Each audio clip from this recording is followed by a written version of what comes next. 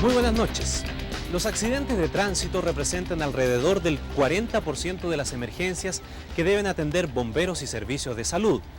Aparte de los 1.500 muertos que se registran cada año, otras 45.000 personas resultan lesionadas. Y ello obliga a disponer de unidades especializadas que permitan dar respuesta rápida y eficaz a este tipo de situación.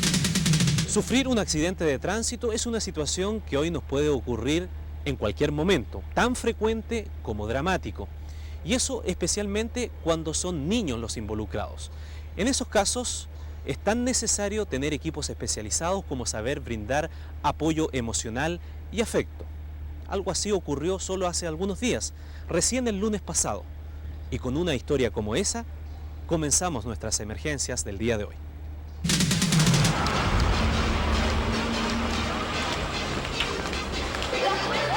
Para un grupo de niños de la comuna de Las Condes, el pasado lunes 5 de mayo era uno de tantos días de escuela. Nunca imaginaron que el descuido de una conductora que no respetó una señalización transformaría su viaje en una pesadilla.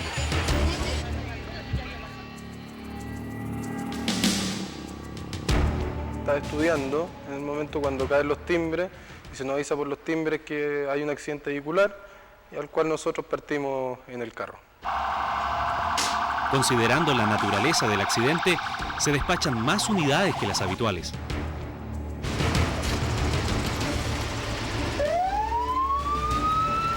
Yo iba durmiendo. Se dio vuelta el bus. Solamente sentí el impacto del vehículo que pasó y nos chocó. Ahora la lata es que el choque fue en la esquina de mi colegio. Entonces, para mí, un escolar que choca en la esquina de mi colegio puede ser mi hermana chica. Entonces venía con harto susto.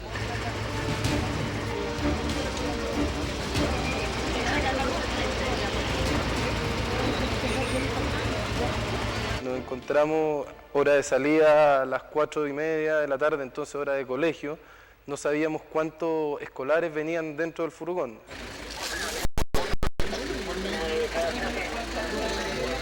Nos preocupamos especialmente porque se trataba de niños. Lo que a mí me llamó la atención que tan rápido, después del accidente, más o menos unos 5 minutos, y la ayuda que ellos prestaron fue fabulosa. En medio de la confusión, el trabajo de bomberos debe ser rápido y preciso. Cada voluntario sabe específicamente qué debe hacer, mientras se desconoce el nivel de gravedad de los menores. Hay una colisión de vehículos con un volcamiento de un vehículo escolar, con 4 personas lesionadas. Siempre uno se encuentra con mucho caos. Nosotros llegamos siempre pensando lo peor.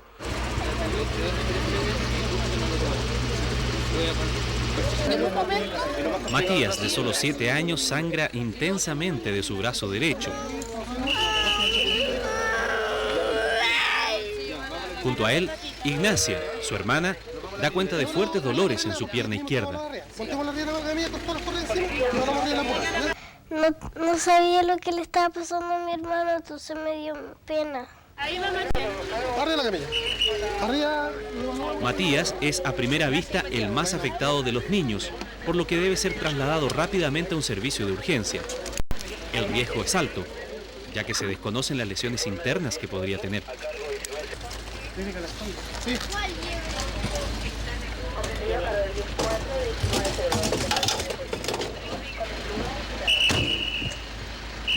Bueno, mi primera preocupación siempre es percatarme de que todos los heridos que hayan participado en el accidente estén siendo tratados. Mira, te ir a la ambulancia, te ir metiendo huella más. Es súper choro porque todo el mundo cuando hay paso vaya abriendo el paso, ahí casi que un juguete. Mira, esto te va a molestar un poquitito, genial. Te va a tapar un poco los oídos, ¿ya? Para que no te asustes.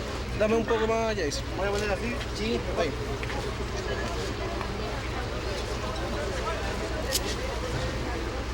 ¿Quién es la familia directa de la paciente? ¿Sí, tiene 7 años? Me decían que no me levantara y también que no moviera la cabeza. Bueno, manejar las emociones es súper difícil en circunstancias como esas, pero yo creo que lo que más ayuda es saber lo que hay que hacer.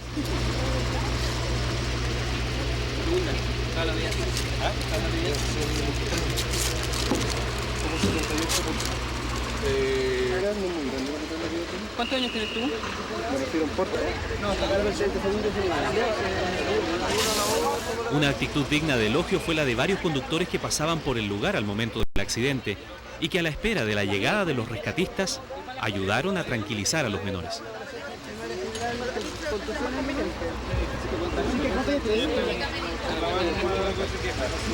Para mí es súper complicado trabajar con niños. Tengo una sobrina particularmente que es de esa edad, va al colegio y era muy parecida, me recordó en ese momento a ella. Es acongojante ver un niño que esté en una circunstancia tan terrorífica que es participar en un accidente que más encima se vuelquen. Es una sensación muy desagradable y más encima que después lleguen bomberos, que te empiecen a inmovilizar, que lleguen 20 bomberos que son mucho más grandes que ella, que se sienten muy asustados. La posibilidad de un daño cervical siempre está presente en accidentes de este tipo, más aún cuando se trata de niños pequeños. Inmovilizar es fundamental y será la diferencia entre la recuperación y un daño irreparable. La niñita súper asustada, entonces ahí uno lo que trata de hacer es conversarle, cómo te llamáis, en qué colegio estáis, en qué curso vais, te acordáis del choque. Así uno, al tratar de ir calmándola, conversando con ella, también uno va evaluando su estado de conciencia. ¿Cómo te has sentido? ¿Bien? ¿De dónde venías? ¿En qué colegio estás tú? Santiago College. ¿En qué curso? Tercero básico. ¿Cuántos años tenís? 8 años. Qué grande. ¿Te acordáis lo que pasó? ¿Sí? ¿Tú dónde venías? ¿Con tu mamá? ¿Venías en el auto o en el escolar? ¿En el bus? Tratar de ser lo más paternal, se podría decir, con la niñita para que ella se sienta, a pesar del accidente que tuvo, lo más tranquila posible, porque en el caso de que tuviera alguna lesión y si se pone nerviosa, eso podría empeorar las cosas para ellas. Oye, muévete. Han transcurrido cerca de 10 minutos, que para nuestras pequeñas víctimas sin duda han sido como varias horas. Matías y su hermana Ignacia se dirigen a un centro asistencial. Sus padres ya han sido informados de la tragedia por las mismas personas que, conmovidas con el dolor de estos niños, no se han separado de su lado en ningún momento. 3, pero no, yo me vine de esta paciente, no sé si los otros pacientes ya fueron despachados. Ella está estable en este momento, pero nos dice que no perdió la conciencia, así que eso es un buen indicio, por abajo no tiene ninguna lesión evidente. Al lugar llega refuerzo médico con el fin de trasladar rápidamente a Francisca hasta el servicio de urgencia y conocer con más detalle su estado general.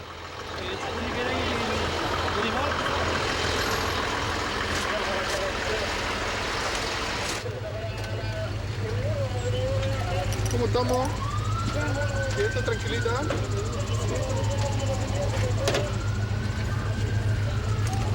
Chao, Francisca, cuídate, tranquila.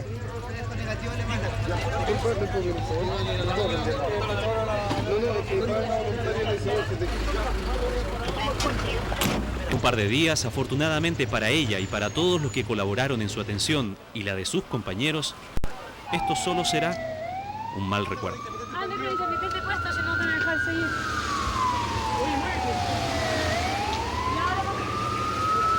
No me acuerdo. Parece como que fuera un sueño. Cuando después me percaté de cómo quedó el vehículo, podía haber sido mucho más. Ahora estoy mejor porque me pusieron yeso en la pierna.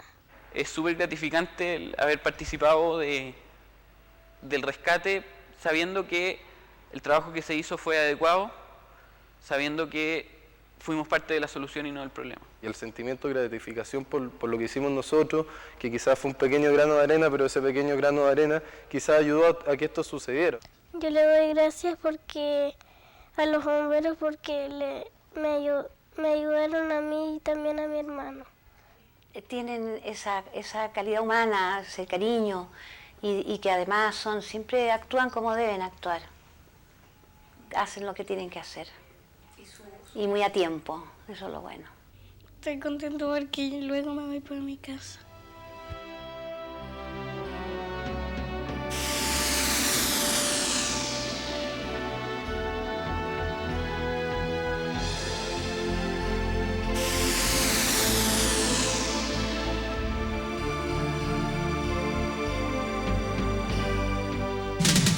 El transporte escolar es una materia que se ha regulado cada vez más.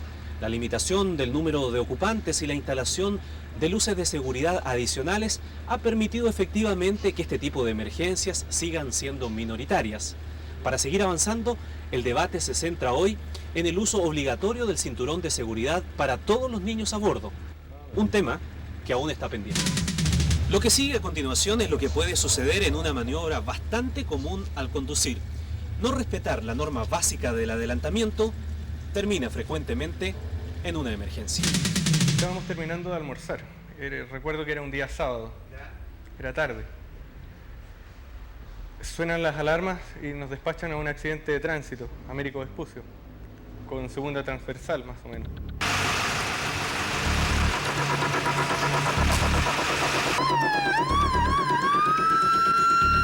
De inmediato se desplegó el operativo. La alerta 10-4 advirtió un choque con lesionados. Los voluntarios de la primera compañía de Maipú estaban obligados a actuar en forma rauda.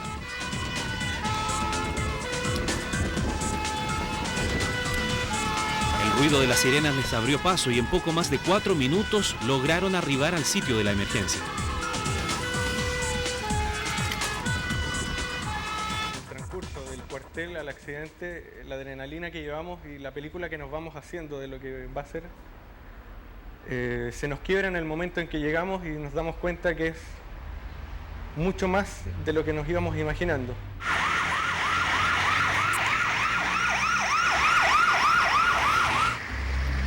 El escenario que recibió a los bomberos aquella tarde gris de septiembre daba cuenta de un choque que visualmente parecía grave.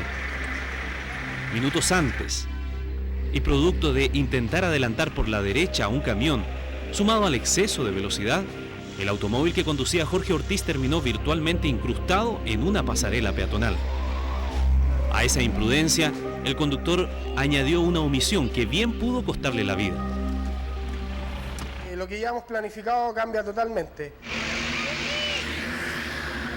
No llevaba cinturón de seguridad. Entonces el volante del vehículo se había deformado con su cuerpo. El paciente puede tener lesiones más o menos considerables. Y su cara estaba marcada en el parabrisas.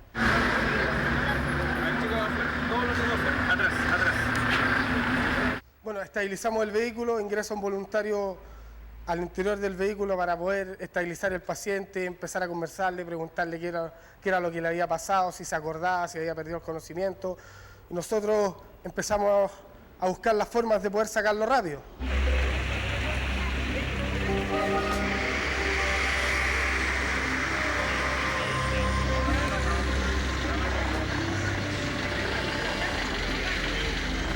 Tú estás viendo que una persona está sufriendo, tratas de hacer todo lo más rápido posible, pero dentro de esa rapidez tienes que hacerlo a la vez con calma, porque uno de los pasos que se haga en el rescate puede, qué sé yo, costarle la vida o simplemente dejarlo en una silla de ruedas.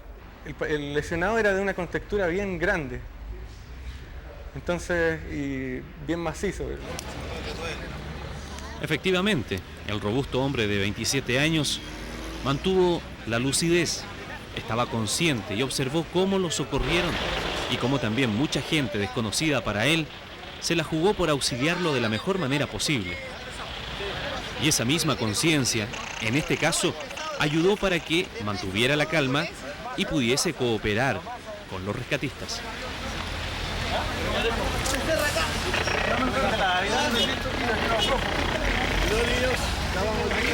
En los accidentes de tránsito, de las emergencias, nos vamos siempre a presumir las lesiones. No somos médicos, no podemos dar una determinación clínica y médica en el lugar. Lo bueno de todo es que él nos podía decir qué eran las lesiones que él sentía, qué es lo que sentía, dónde sentía el dolor, ya que estaba consciente. Un pequeño corte en el mentón y una seria contusión en la rodilla hablan del bajo precio que tuvo que pagar Jorge. Las estadísticas dicen que 9 de cada 10 personas que fallecen en accidentes de tránsito podrían haber salvado sus vidas si hubiesen utilizado el cinturón de seguridad. Una conducta que debe transformarse en un hábito para que no sea la suerte la que haga la diferencia entre la vida y la muerte. La persona en ese momento estaba sola, no tenía ningún conocido. quizás en ese momento su familia éramos nosotros. Cuando uno ya termina el rescate, el paciente subió a la ambulancia y se traslada a un centro asistencial, nosotros, o sea, uno como persona siente una satisfacción enorme, más cuando el paciente te da las gracias, te dice muchas gracias chiquillos, se pasaron, eso a uno lo llena y lo insta a seguir en esta institución. Pero eso no siempre ocurre. En la mayoría de los casos, por la gravedad de la emergencia o el nerviosismo del instante, no hay tiempo para los agradecimientos. Y la verdad es que no hay ningún voluntario que se detenga a pensar en eso a la hora de actuar.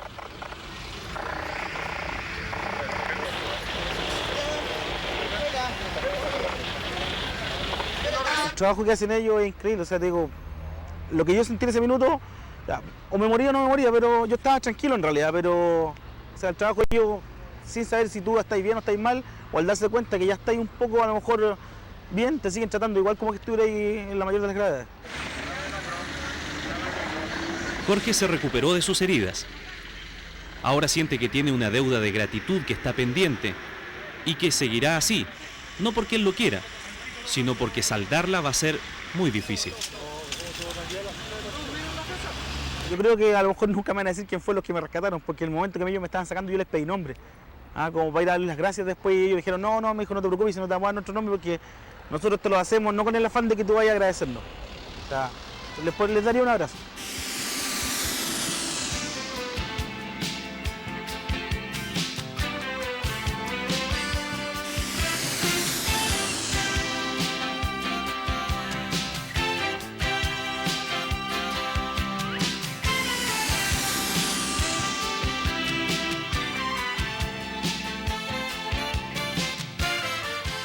Un accidente originado por un mal adelantamiento debe ser quizá el más fácil de evitar. Claro, porque basta ser prudente y esperar el momento oportuno para hacer la maniobra con toda seguridad. El manejo de este tipo de situaciones requiere de una óptima especialización. Ahora veremos el trabajo de los voluntarios para rescatar en Conchalí a una mujer que logró sobrevivir para contar su historia.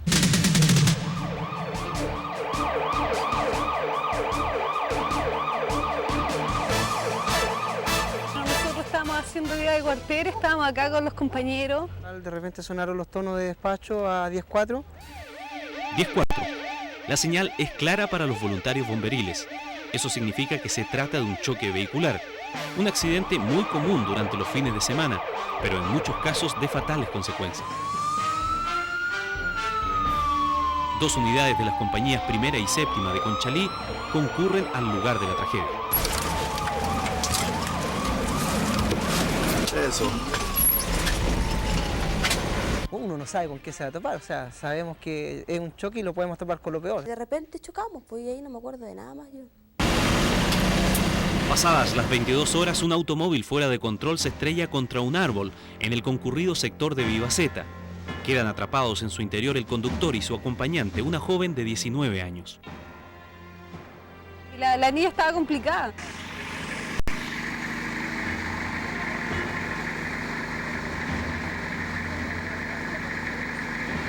Cuando la vi con semiconciencia, no con su conciencia total, especulaba cosas incoherentes. La labor de rescate no es fácil, porque Joana presenta varios cortes sangrantes y se encuentra en una complicada posición que dificulta las maniobras del rescate. Los minutos corren y la tensión aumenta.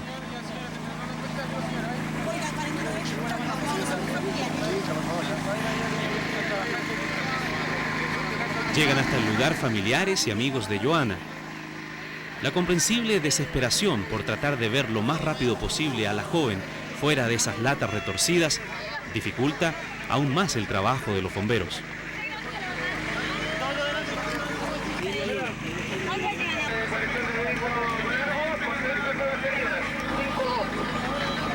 Era muy difícil trabajar porque la gente se va inmediatamente encima de los voluntarios para que saquen a las personas.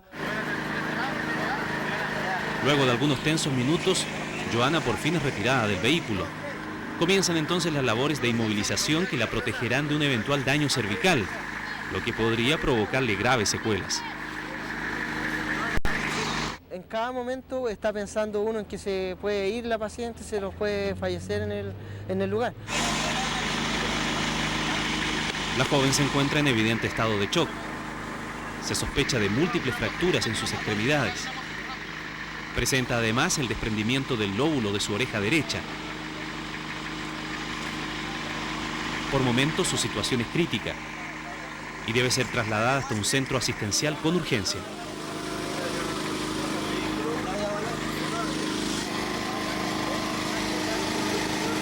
Tú te pones en la situación de ella, que te puede ocurrir a ti.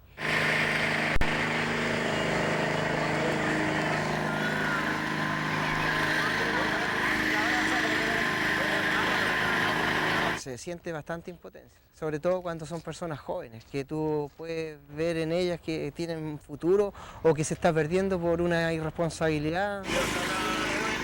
Durante las maniobras, cada voluntario de bomberos asume una labor específica que incluye atención médica de urgencia a la víctima, apoyo psicológico a su familia y el despeje del área.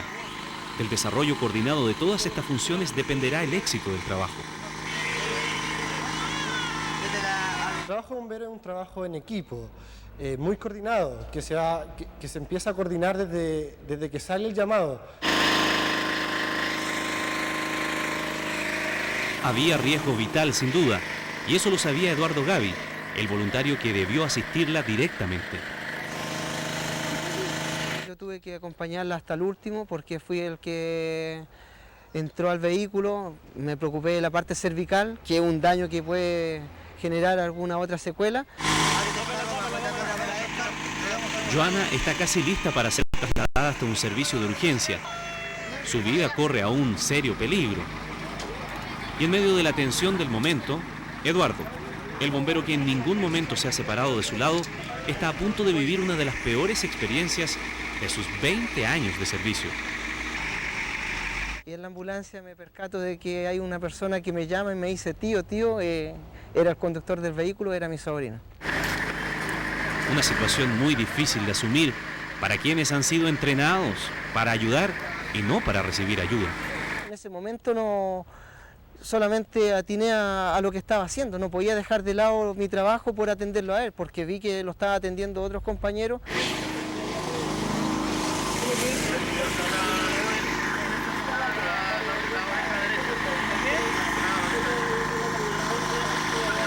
A lo mejor la vida de esta niña dependía de lo que yo podía hacer en el momento. No había tiempo para pensar en lo que le podía estar pasando a mi sobrino. Muchas veces la decisión que uno toma en el lugar es muy importante porque corre el riesgo de una vida humana.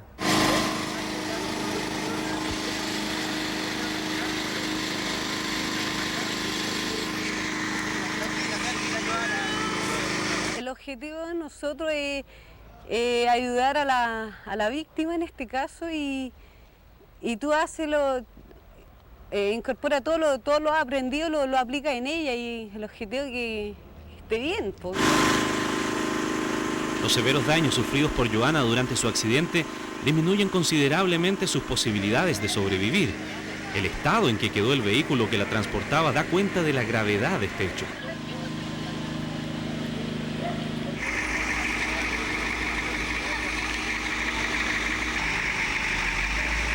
Nos dijo que ella podía quedar con graves secuelas. El trabajo de bomberos ha concluido. Solo resta confiar en la fortaleza de la juventud de Joana y en sus ganas de vivir. Y nos decía que estuviéramos tranquilos, que tuviéramos fe, que la Joana era una niña joven, que tenía que salir adelante.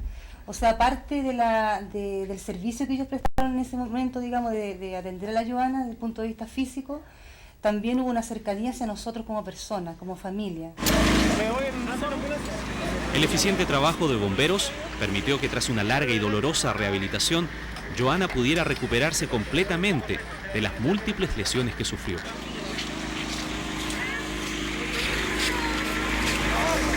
Cuando uno ha vivido la solidaridad con la que ellos trabajaron, arriesgando su propia vida, uno se da cuenta que tiene que tener también la capacidad de agradecimiento. A nosotros no importa cuando ya sabemos que la gente se recuperó, está bien, esa es nuestra paga, esa es la mejor satisfacción. Uno nace para servir, nace para para ayudar a las demás personas. 20 años de bombero, 20 años de bombero y espero salir en una carroza del cuartel. Yo hoy día estoy bien, con ganas de vivir la vida. Yo nunca dejaría de ser bombero, de hecho llevo 8 años y no sé, pues, es mi vida. Sí.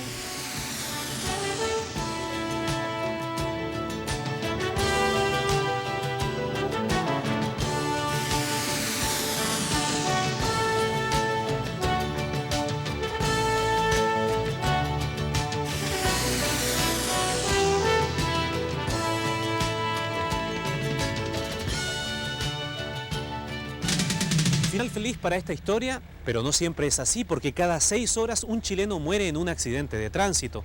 Y ese promedio podría ser aún mayor si no existiera este tipo de acciones coordinadas. Y como la mayoría de los accidentes tiene su origen en una falla humana, de usted depende que su nombre no pase a engrosar esa larga lista de víctimas fatales. En el próximo bloque conoceremos una historia que raya en lo increíble. ¿Usted cree que una persona puede sobrevivir a una caída desde una altura de 8 pisos? No se vaya. En un instante veremos si eso es posible.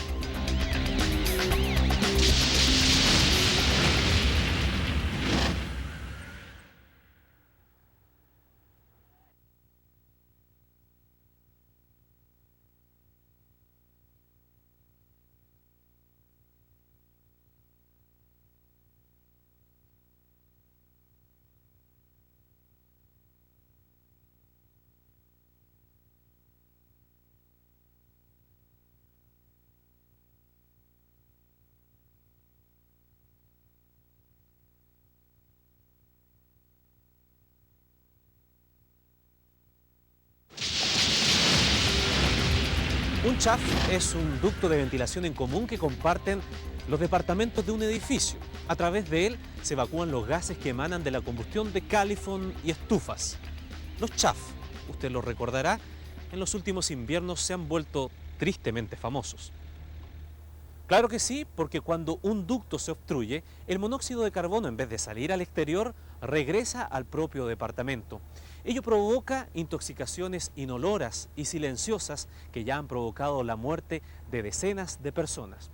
Es lo más común, es lo que siempre se escucha.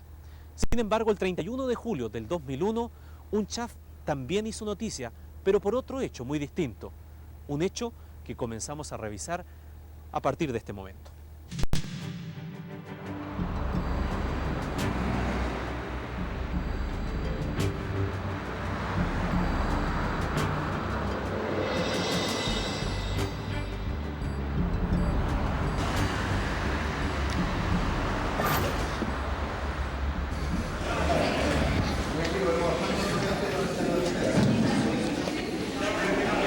Seba, ¿va bien?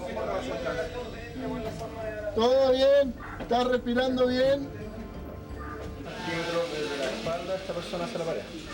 Pudo haber muerto instantáneamente, pero Sebastián Castro estaba vivo. Una persona que cayó en un shaft, un ducto desde aproximadamente un 8º piso, en caída libre hacia el primer piso. Ya, respira con calma. El cuerpo de Sebastián presentaba innumerables contusiones, pero increíblemente había soportado un largo viaje al interior de ese CHAF, en el edificio de departamentos del Parque Lyon.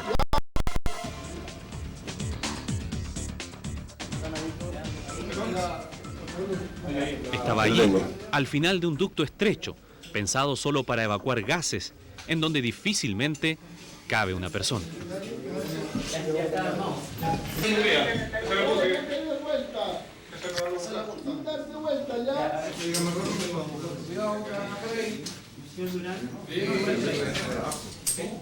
Estamos hablando de un ducto de 1 metro cuadrado aproximadamente, por lo cual la posición de esta persona era bastante incómoda, bastante compleja, la cual se encontraba, y el trabajo que nosotros debíamos realizar iba a ser también complejo por ser un espacio absolutamente confinado.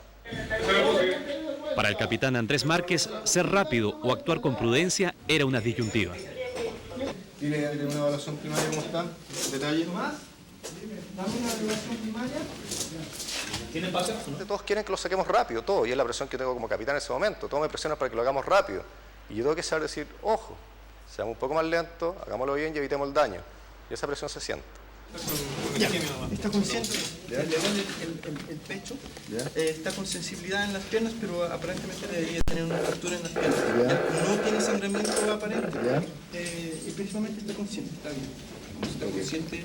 ¿En qué pierna tiene la fractura? Las dos piernas las tiene flectadas. Sí, debe tener las ¿Dónde lo vamos a tener el mosquito? Ya. Ok. Si es fractura, no es puesta.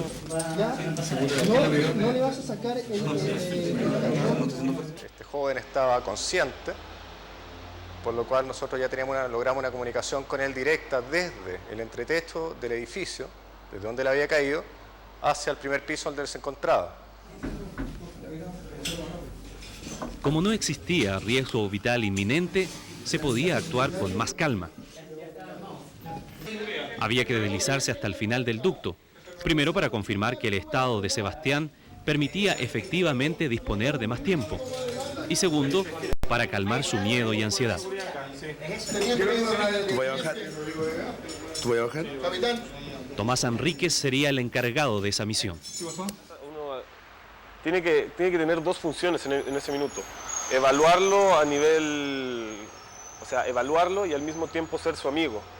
Darle un apoyo moral en ese minuto, aparte del apoyo del rescatista mismo. Vamos, Tony, ¿estamos listos ahí? Menos slack, menos tenéis mucho. Moreno, mira todo esto sobre. Recoge más. Está la seguridad, si esto es lo que interesa. No, pero la seguridad tiene que estar. Tomás nació en México y llegó a Chile para estudiar. Aquí abrazó con fuerza la idea de ser voluntario y especialista en rescate de este tipo. No veo atención a esta cuerda. Esta es una tarea que le va devolviendo la esperanza a la víctima en la misma medida que él logra descender hasta perderse en medio de la oscuridad. Andándole. Vamos, démonos de más. Ya, un poquitito. Bueno, Había que ser cauteloso, porque el espacio para trabajar era muy pequeño. Tensa un poco. Tensa. Cuando hable de tenso, no hable de la seguridad, hablo de la otra. ¿Ya? Cuidado, tápate la cabeza, viejo, te puede caer un piedrazo.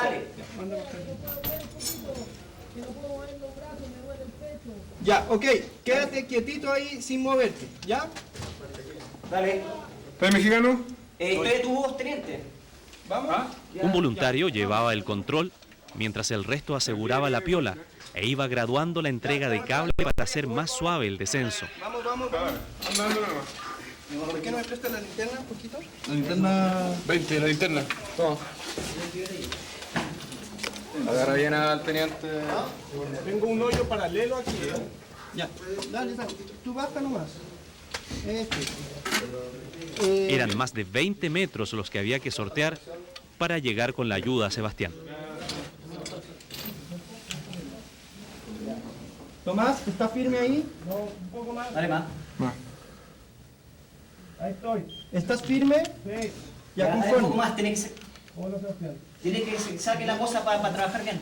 Era muy complejo este tipo de rescate. No es un rescate común. O sea, nosotros evidentemente cuando salimos a rescates de pozos, que son algo más común, el contexto físico es muy distinto que en este caso que es un shaft, donde tuvimos que necesariamente buscar opciones nuevas para rescatar a esta persona. Despacio. Silencio. Vamos tirando. ¿Lo estoy tocando ya? Ya lo estamos tocando. Despacio. El tipo ya está desesperado y él lo único que grita es sáquenme.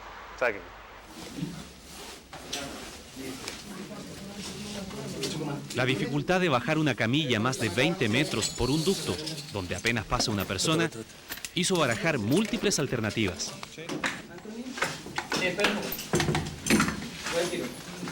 Más fácil parecía acceder al herido lateralmente, o sea, bajar hasta el primer piso y a través de la muralla intentar sacarlo al exterior, sin tener que elevar a Sebastián por toda la extensión del edificio.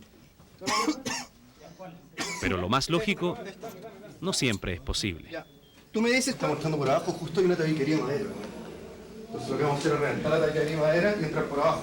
Y sacarlo por ahí. Siendo bueno. Ya, pero usted seguro que no está por ahí. Justo aquí. Pacho, mira acá para que me entiendan. Mira, por favor. Eso. Este no es el chat, si puedes allá, en la ventana. ¿Ves? La segunda alternativa, que era buscar el acceso, fue imposible porque había solamente una pequeña ventana de unos 30 centímetros que no pudimos entrar por ahí y finalmente decidimos realizar el rescate desde la parte superior. Desechada esa posibilidad, no quedó otra alternativa. El rescatista tendría que colocar el arnés y ayudar a Sebastián en su ascenso de 22 metros. El rescate se haría desde la sala de máquina de los ascensores, por donde pasa la parte superior del shaft y que permitía operar con mayor libertad de movimientos. Ya, ¿tú me dices cuánto? Debe haber pasado harto rato, ya, entre que se decidieron por llamar a bomberos. Parece que había pasado algo así de 1 hora. La familia ya había sido avisada del accidente y aguardaba junto a los bomberos que los preparativos concluyesen. Su impaciencia era otra de las variables que se debían manejar en ese momento. Yo designé 2 voluntarios que se quedaran solamente con los familiares y que les estuvieran explicando paso a paso lo que estamos realizando. Arriba avisen, para que no saquemos súper lento. Sí, está bien. Mientras tanto, al fondo del ducto, el rescatista ya había logrado inmovilizar al herido e instalarle el arnés. Despacio, conectar. Para. Tranquilo ahí, cambio. Aunque el margen de maniobra no era mayor al metro cuadrado, ahora sí se estaba listo para iniciar el ascenso. Teniente, todas las instrucciones. Tranquilo.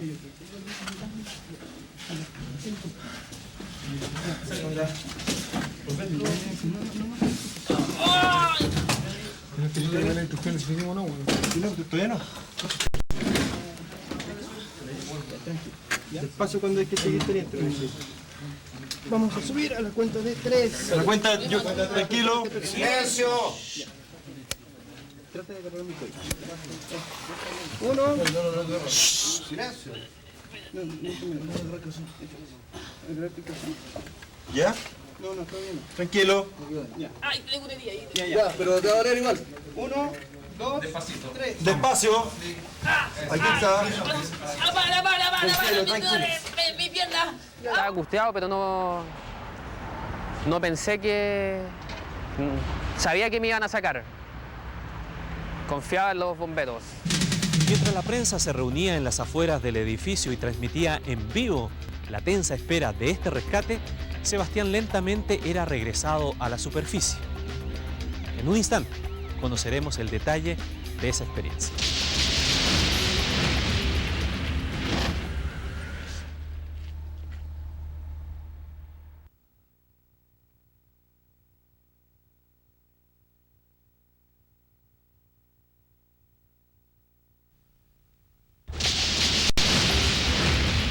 Ya había transcurrido más de 1 hora de esta emergencia y Sebastián recién comenzaba a tomar conciencia de la suerte que había tenido. Pese al dolor y las complicaciones, su mente iba reconstruyendo esta emergencia. Fui a la azotea del edificio y en una parte oscura de la azotea no me di cuenta y me caí. Necesitamos un protector de la cuerda. Proteger las cuerdas. A ver, una Wormwood. Oye, esto tiene que estar más tirante. Ahí tira, ya. Esto va a tirar. Vamos bajando. ¿Ok? Cuidado. ¿Qué vas a hacer? Cuidado con las cuerdas acá. Si es que estás... Cuando caí no sabía dónde estaba, me sentaba un poco desorientado. Ya, respira con calma. ¿Ya?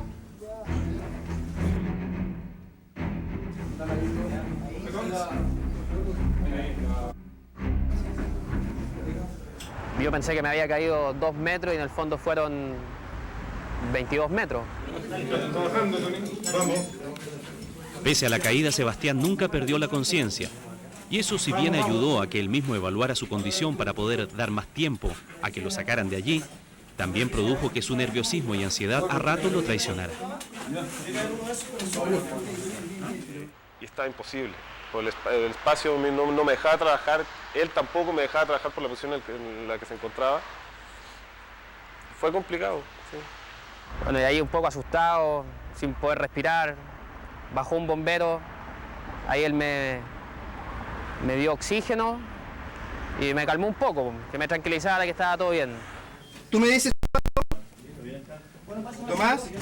Ya, espera. Dale más. Dame más. Un poco más, Polo, un poco más.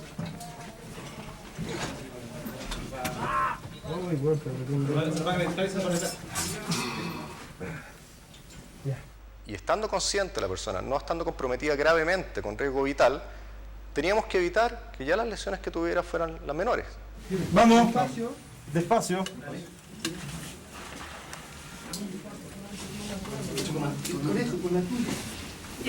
Incluso bomberos tuve que romper en el segundo piso del edificio para que me entrara aire, porque no había aire, nada dentro. Vamos. Han pasado casi 2 horas desde su caída y Sebastián se encuentra al límite de su capacidad de aguante, lo que podría provocarle una pérdida de conciencia. De ocurrir, sin duda que complicaría aún más las labores de rescate. 1, 2, 3. Despacio. Aquí está. Mi pierna. Aguanta. Vamos. No, me está apretando contra la muralla. Para. Salí con hipotermia, con un E15 de rodilla, me quebré 7 costillas y un neurotórax, que eso es una perforación del pulmón del 10%. Ya, para fuera. Despacio, bien despacio. No puedo. Camilla. Despacio. Ay.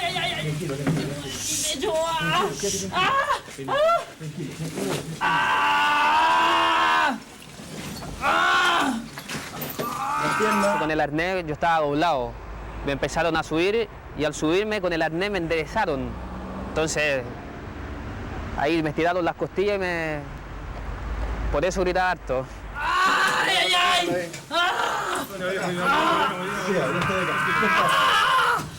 Ya sé que me acuerdo el tiro acá. 1, 2, 3. Vamos. Ayúdame. Espérate que se el anclaje. En esto nosotros no podemos jugar, nosotros no podemos improvisar. Hay que hacer bien las cosas y hay que evaluar todo eso. Me duele así. La gente le sale la loma. Permiso. Ayúdame. Muchas veces uno se plantea que es mejor hacer las cosas rápido y que lo quizás todo el resto de las personas esperan, que en este tipo de rescate lo sacáramos en 20 minutos. Pero necesariamente hay veces, como en este caso, que es mejor tomarse más tiempo. 1, 2, 3. Vamos. 1, 2, 3. Vamos. El personal del SAMU constató que increíblemente la caída no revestía peligro vital. Muchas magulladuras, es cierto, y el dolor de las fracturas, pero el procedimiento había sido el adecuado. Ya, Wormol, tú tenés la cabeza, tú ves la instrucción. ¿Quién está levantando por allá? 1, 2, 3. Vamos a la misma. Aunque la lesión en las costillas, de las que más se quejaba Sebastián, pudo fácilmente ocasionarle la muerte. Lo que pasa en una caída así, al fracturarse las costillas, algún segmento de estas costillas perfora, ¿cierto? Pasa a través de la pleura, que son las membranas que cubren el pulmón. Entonces uno de estos pedazos de hueso de la costilla perfora el pulmón y se produce un escape de aire del pulmón. Ahora, el neumotórax, que se llama, que es la gente lo conoce como el pulmón perforado, es una situación respiratoria de emergencia, una emergencia respiratoria. Evidentemente, en el caso de él llegó estabilizado gracias al aporte de oxígeno que le aportaron durante el rescate y durante el traslado. pero es una situación de extrema emergencia, porque este neumotórax puede ir creciendo durante los minutos posteriores al accidente. Entonces él llegó estabilizado al servicio de urgencia, pero podría haber llegado con, por ejemplo, lo que se llama un neumotórax expansivo o atención, que son emergencias catastróficas que son la causa de muerte por estos neumotórax en estos tipos de enfermos. ¿Cómo está? ¿Se duele la guatita? Suelta la guatita, ¿ven? Amarrémoslo en las piernas. Ya, firma las piernas. ¿Sabes? Sí, amarrémoslo. ¿Más para tomar? Sí, está quedando bien. Vamos a ver de nuevo, Sebastián.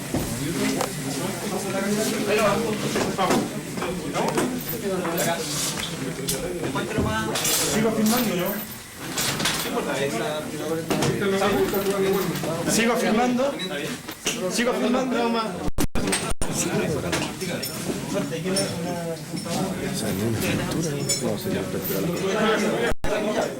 Cuando a duras penas el cuerpo inmovilizado de Sebastián pudo ya recibir atención médica, surgiría una segunda complicación.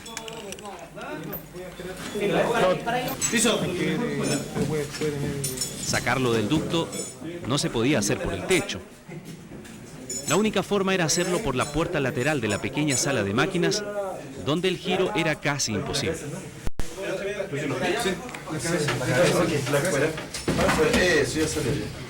Ya. Cuidado que quede la cabeza arriba. Vamos a tirarlo para allá. Al momento, por favor, puede segundito. Cuidado, para subirte, no, tranquilo. Para subirlo tenemos que aquí no vaya. Y eso no lo alcanza nada. Vamos, 1, 2, 3.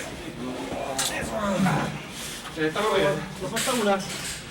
Vamos. Atento abajo. 1, 2, 3. Levanta un poco. Ya. Ahora se abajo. Silencio. Ya. Ya está abajo. Despacio. Despacio. Ya, Juan Carlos. Diagonal hacia afuera, no recto. Ojo, ¿dónde está cuerda? Tíralo hacia acá. Tíralo hacia acá. Tíralo hacia acá. Ya. Deténgalo un segundo. Deténgalo un segundo. Para esta puerta. ¿Cómo van abajo? Momento, cuidado que lo están apretando mucho. No, momento abajo. Momento, vamos, suéltame esta puerta. Momento. Sabía que lo hacía. Uno ve en la tele los programas del cable, pero no había pensado en eso. Finalmente la odisea había terminado. El episodio le significaría a Sebastián 10 días de hospitalización y más de un mes de reposo en su hogar para poderse recuperar completamente. Ser bombero es poquito más que ayudar. Ser bombero no es un hobby, es un estilo de vida.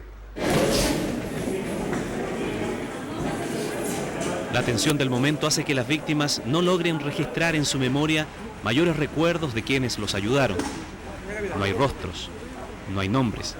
A lo más, el vago recuerdo de muchas manos que en esos momentos críticos se extendían.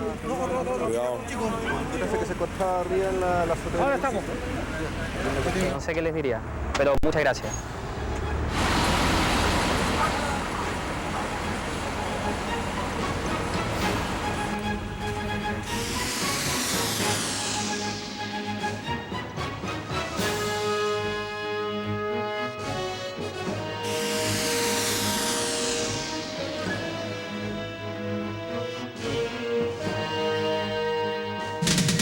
¿Rapidez o precaución?